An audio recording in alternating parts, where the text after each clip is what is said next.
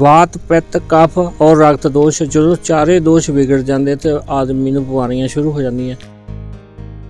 इन्हां दोषां नूं बिल्कुल सही करके आदमी दे शरीर विचों पेस्टिसाइड जहर बाहर करना ते कोई भी रोग जिवें ब्लॉकज है जां कैंसर के रोग है वो नहीं रहिंदे ते आदमी बिल्कुल ठीक हो जाता है। एलोपैथी दे विच इन्हां दोषां नूं मन्निया नहीं जाता भी कोई भी दोष हुंदा है। साडे कोले पहला नहीं आउंदा कोई, साडे कोले मान लो लास्ट स्टेज ते ही आउंदे आ। पहला ही आ जाण तां उन्हां दा कोई भी नहीं बिगड़दा, पेशेंट पहला ही असीं ठीक कर सकदे। वड्डे वड्डे PGI वगैरह सेंटर उन्हां नूं 90% जिन्हां नूं जवाब दित्ता उन्हां चों 90% असीं ठीक कर लैंदे आ। सत श्री अकाल जी, ग्लोबल पंजाब TV देख रहे हो तुसी। असी तमाम मुद्दों की तरह इस बार फिर गलबात करांगे उस बीमारी का जिसनों लोग नाम लैन तो भी डरते हैं। जी हाँ, असी गलबात करांगे कैंसर की बीमारी की, क्योंकि इसका इलाज या तो लोग वड्डे अस्पतालों में करवाते हैं तो या फिर इसका इलाज जिहड़ा है वो वड्डे शहरों तो इलावा राजस्थान के बीकानेर दे विच हुंदा है। पर पंजाब दे विच रमन आयुर्वैदिक सेंटर के वलों समय समय सिर लोगों को अवेयर भी किया जाता है। इसकी जिहड़ी आ उन्हां दे वलों दवाई भी जिहड़ी आ लोगों को दित्ती जाती है और कई लोग इस दवाई खाण दे नाल इन्हां दे कोलों ठीक भी होए ने। इन्हां तमाम मुद्दों ते गलबात करांगे। साडे नाल डॉक्टर साहब ने। डॉक्टर साहब, सब तो पहला स्वागत है तुहाडा। सत श्री अकाल। डॉक्टर साहब, हुण तुहाडे वल्लों किस तरीके दे नाल लोकां नूं अवेयर किया जा रहा है, क्योंकि गल करिए तो लोग जिहड़े ने इस बीमारी का नाम भी लैन तो डरदे ने और कई लोग इसकी गिरफ्त दे विच भी आए ने और ये भी देखा जाता है कि वड्डे अस्पताल कुछ की ने पंजाब दे विच जिथे इलाज हुंदा है। इस तो इलावा तुसी आयुर्वेदिक जिहड़ी दवाई दिंदे हो उस दे नाल किन्ने लोग जिहड़े तुहाडे कोल आंदे ने और किवें तुसी लोकां नूं अवेयर करदे हो?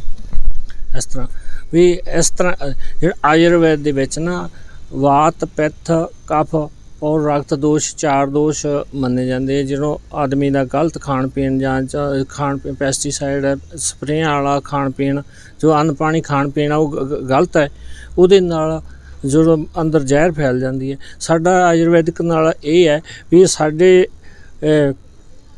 वात पित्त कफ और रक्त दोष जो चारे दोष विगड़ जाते तो आदमी नूं बीमारियां शुरू हो जांदियां। जदों मान लो दोष बिगड़ते हैं आदमी दे किसी भी आदमी या औरत के शरीर विच अनवांटेड ग्रोथ है जिहड़ी जमा जां गंढ जां रसौलियां बननियां शुरू हो जांदियां।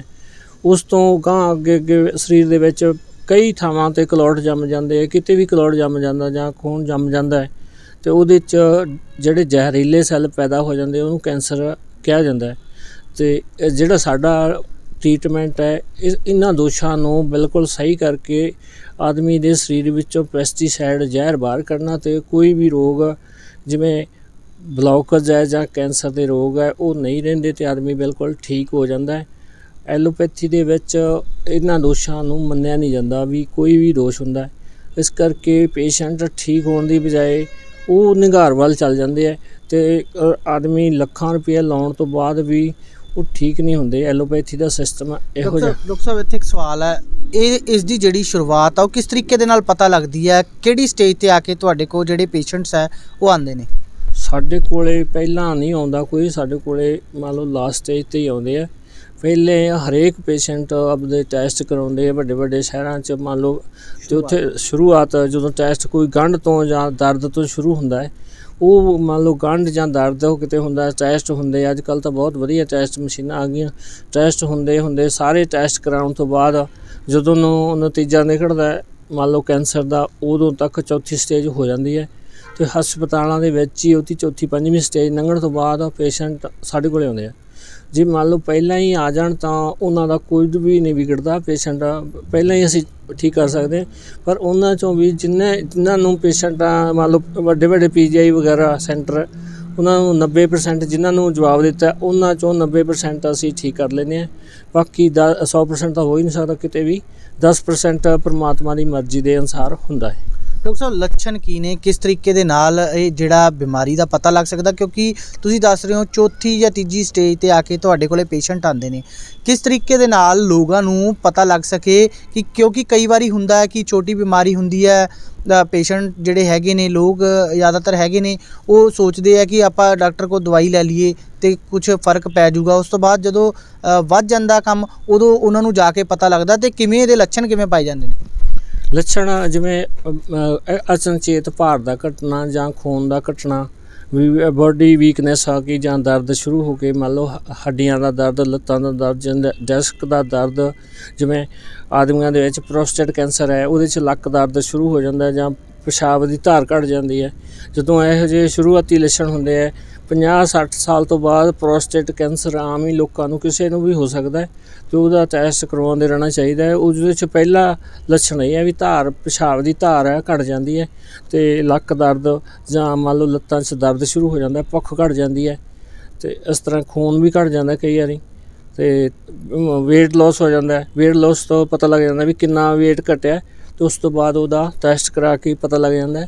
ਉਹਦਾ ਟੈਸਟ PSA ਪ੍ਰੋਸਟੇਟ ਕੈਂਸਰ ਦਾ ਹੁੰਦਾ, ਪ੍ਰੋਸਟੇਟ ਕੈਂਸਰ ਦਾ ਟੈਸਟ PSA ਟੈਸਟ ਦੇ ਵਿੱਚ ਪਤਾ ਲੱਗ ਜਾਂਦਾ ਕਿੰਨਾ ਵਧਿਆ, PSA ਲੈਵਲ ਕਿੰਨਾ ਵਧਿਆ, ਉਸ ਤੋਂ ਅਸੀਂ ਅੰਦਾਜ਼ਾ ਲਾ ਸਕਦੇ ਵੀ ਕਿੰਨਾ ਵੱਧ ਗਿਆ, ਅਤੇ ਉਸ ਤੋਂ ਅਸੀਂ ਦਵਾਈਆਂ ਦੇ ਕੇ ਉਹਨੂੰ ਠੀਕ ਕਰ ਸਕਦੇ ਹਾਂ।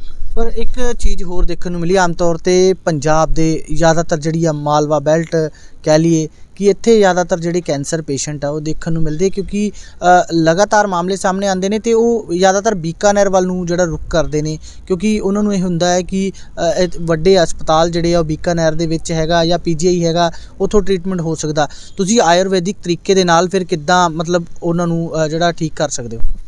ਸਾਡਾ ਤਾਂ ਸਿਸਟਮ ਹੀ ਵਾਤ ਪਿੱਤ ਕਫ ਨੂੰ ਮੰਨ ਲਓ ਖ਼ਤਮ ਕਰਨਾ, ਸਹੀ ਠੀਕ ਕਰਨਾ, ਅਤੇ ਉਸ ਆਦਮੀ 'ਚੋਂ ਡੀਟੌਕਸ ਮੰਨ ਲਓ ਪੈਸਟੀਸਾਈਡ ਦੀ ਮਾਤਰਾ ਨੂੰ ਠੀਕ ਕਰਨਾ। ਜਦੋਂ ਪੈਸਟੀਸਾਈਡ ਘੱਟ ਜਾਂਦਾ ਤਾਂ ਆਦਮੀ 'ਚੋਂ ਕੈਂਸਰ ਦੇ ਸੈੱਲ ਬਹੁਤ ਆਪਣੇ ਆਪ ਠੀਕ ਹੋ ਜਾਂਦੇ ਆ। ਬਾਕੀ ਜੋ ਪਰਹੇਜ਼ ਹੁੰਦੇ ਆ ਉਹ ਕਰਨੇ ਆ, ਚੀਨੀ ਬਿਲਕੁਲ ਅਸੀਂ ਬੰਦ ਕਰਾ ਦਿੰਦੇ ਹਾਂ, ਅਤੇ ਉਹ ਇਸ ਕਰਕੇ ਉਹ ਪੇਸ਼ੈਂਟ ਠੀਕ ਹੋਣ ਵੱਲ ਚੱਲ ਪੈਂਦਾ ਹੈ। ਕਿੰਨੇ ਕੁ ਹੁਣ ਤੱਕ ਤੁਸੀਂ ਪੇਸ਼ੈਂਟਸ ਜਿਹੜੇ ਆ ਠੀਕ ਕਰ ਚੁੱਕੇ ਹੋ? ਕਿਉਂਕਿ ਕਾਫੀ ਦਿਨਾਂ ਤੋਂ ਤੁਸੀਂ ਸੈਮੀਨਾਰ ਦੇ ਜ਼ਰੀਏ ਵੀ ਲੋਕਾਂ ਨੂੰ ਅਵੇਅਰ ਕਰਦੇ ਹੋ, ਤੁਸੀਂ ਹਸਪਤਾਲ ਦੇ ਵਿੱਚ ਵੀ ਲੋਕਾਂ ਨੂੰ ਜਿਹੜਾ ਦਵਾਈਆਂ ਦੇ ਕੇ ਅਵੇਅਰ ਕਰਦੇ ਹੋ। ਕਿੰਨੇ ਕੁ ਹੁਣ ਤੱਕ ਤੁਸੀਂ ਪੇਸ਼ੈਂਟ, ਕਿਉਂਕਿ ਦੂਰੋਂ ਦੂਰੋਂ ਤੁਹਾਡੇ ਕੋਲੇ ਪੇਸ਼ੈਂਟਸ ਆ ਰਹੇ ਨੇ, ਅਤੇ ਕਿੰਨੇ ਕੁ ਹੁਣ ਤੱਕ ਤੁਸੀਂ ਠੀਕ ਕਰ ਚੁੱਕੇ ਹੋ? ਅਸੀਂ ਹੁਣ ਤੱਕ ਹਜ਼ਾਰਾਂ ਹੀ ਪੇਸ਼ੈਂਟ ਠੀਕ ਕਰ ਲਏ ਹੈ।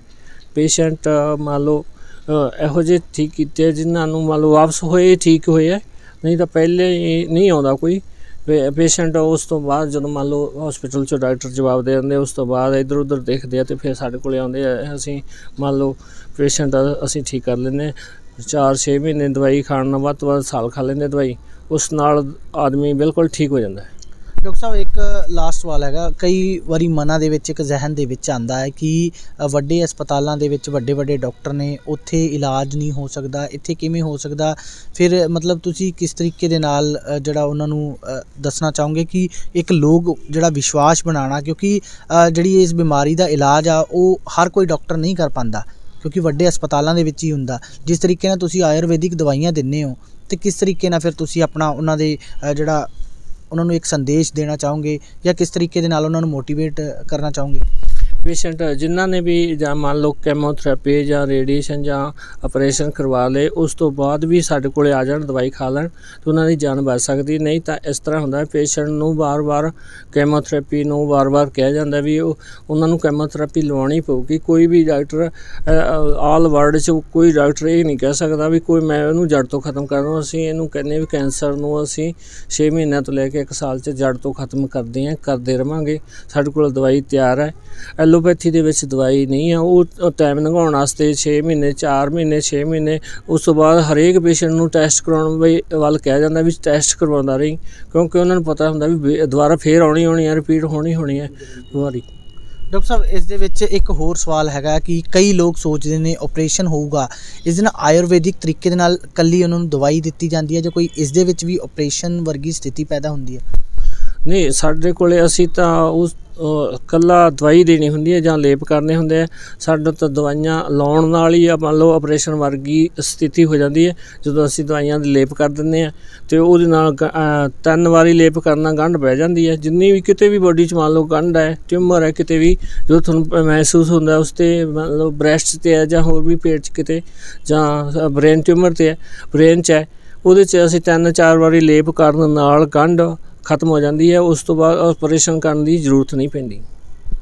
ਸੋ ਇਹ ਸਨ ਡਾਕਟਰ ਹਰਵਿੰਦਰ ਸਿੰਘ, ਜਿਨ੍ਹਾਂ ਨੇ ਦੱਸਿਆ ਕਿ ਕਿਸ ਤਰੀਕੇ ਦੇ ਨਾਲ ਜਿਹੜਾ ਕੈਂਸਰ ਦਾ ਇਲਾਜ ਹੈ ਉਹਨਾਂ ਦੇ ਵੱਲੋਂ ਕੀਤਾ ਜਾਂਦਾ, ਔਰ ਉਹਨਾਂ ਦਾ ਇਹ ਵੀ ਕਹਿਣਾ ਹੈ ਕਿ ਆਯੁਰਵੈਦਿਕ ਤਰੀਕੇ ਦੇ ਨਾਲ ਜਿਹੜੀ ਹੈ ਉਹਨਾਂ ਦੇ ਵੱਲੋਂ ਜਿਹੜੀ ਹੈ ਦਵਾਈ ਦਿੱਤੀ ਜਾਂਦੀ ਹੈ, ਔਰ ਅਗਰ ਗੰਢਾਂ ਬਣੀਆਂ ਹੋਣ ਤਾਂ ਉਸ ਦਾ ਲੇਪ ਕੀਤਾ ਜਾਂਦਾ। ਕੋਈ ਵੀ ਆਪਰੇਸ਼ਨ ਵਰਗੀ ਜਿਹੜੀ ਸਥਿਤੀ ਹੈ ਉਹ ਨਹੀਂ ਆਉਂਦੀ, ਔਰ ਜਿਸ ਤਰੀਕੇ ਦੇ ਨਾਲ ਇਲਾਜ ਕੀਤਾ ਜਾਂਦਾ। ਔਰ ਇਹ ਵੀ ਇਹਨਾਂ ਦਾ ਕਹਿਣਾ ਹੈ ਕਿ ਦੂਰ ਦੂਰ ਤੋਂ ਲੋਕ ਇਹਨਾਂ ਕੋਲੇ ਇਸ ਦਵਾਈ ਨੂੰ ਲੈਣ ਦੇ ਲਈ ਆਉਂਦੇ ਨੇ ਔਰ ਠੀਕ ਹੋ ਕੇ ਜਾਂਦੇ ਨੇ। ਲੁਧਿਆਣਾ ਤੋਂ ਰਜਿੰਦਰ ਅਰੋੜਾ, ਗਲੋਬਲ ਪੰਜਾਬ ਟੀਵੀ। ਤੁਸੀਂ हैरान तो ज़रूर हो रहे हो कि एक बंदा पैंट कमीज़ पा के ट्रैक्टर चला रहा है, खेती कर रहा है। जी हाँ, दुनिया बड़ी तेज़ रफ्तार नाल बदल रही है, तो फिर साडी खेती क्यों ना बदले। खेती नूं लाहेवंद बनाउण लई बहुत ज़रूरी है आधुनिक जानकारी अते तकनीक नाल जुड़ना। केंद्र वालों कानून आया है, ਇਹਦਾ ਬਹੁਤ ਵੱਡੇ ਪੱਧਰ ਤੇ ਵਿਰੋਧ ਹੋਇਆ। ਇੱਕ ਮਿੱਠੀ ਜ਼ਹਿਰ ਦਿੱਤੀ ਹੈ, ਅੱਜ ਆਪਾਂ ਨੂੰ ਇੱਕ ਦਿਖਾ ਰਹੇ ਨੇ। ਗਲੋਬਲ ਪੰਜਾਬ ਟੀਵੀ ਤੁਹਾਨੂੰ ਜੋੜੇਗਾ ਬਦਲਦੀ ਖੇਤੀ ਦੁਨੀਆ ਨਾਲ। ਤੁਸੀਂ ਇੰਜੀਨੀਅਰਿੰਗ ਦੀ ਡਿਗਰੀ ਕਰਕੇ ਫੇਰ ਖੇਤਾਂ 'ਚ ਆ ਗਏ। ਖੇਤੀ ਪ੍ਰੋਗਰਾਮਾਂ ਦੇ ਤਜਰਬੇਕਾਰ ਅਮਰਜੀਤ ਸਿੰਘ ਵੜੈਚ ਦਾ ਵਿਸ਼ੇਸ਼ ਸ਼ੋਅ ਫਾਰਮ ਹਾਊਸ ਹਰ ਐਤਵਾਰ 7:30 ਵਜੇ ਈਟੀ ਤੁਹਾਡੇ ਆਪਣੇ ਗਲੋਬਲ ਪੰਜਾਬ ਟੀਵੀ ਤੇ। ਹੁਣ ਤੁਸੀਂ ਦੇਖ ਸਕਦੇ ਹੋ ਗਲੋਬਲ ਪੰਜਾਬ ਟੀਵੀ ਨੂੰ ਡਾਊਨਲੋਡ ਕਰੋ ਸਾਡੀ ਐਪ ਐਂਡਰੋਇਡ ਜਾਂ iOS ਤੇ ਫ੍ਰੀ ਵਿੱਚ, roku ਅਤੇ Amazon Fire TV ਤੇ ਜਾਂ Apple TV ਤੇ। ਨਾਲ ਹੀ ਦੇਖ ਸਕਦੇ ਹੋ ਲਾਈਵ ਸਟ੍ਰੀਮਿੰਗ www.globalpunjabtv.com ਤੇ।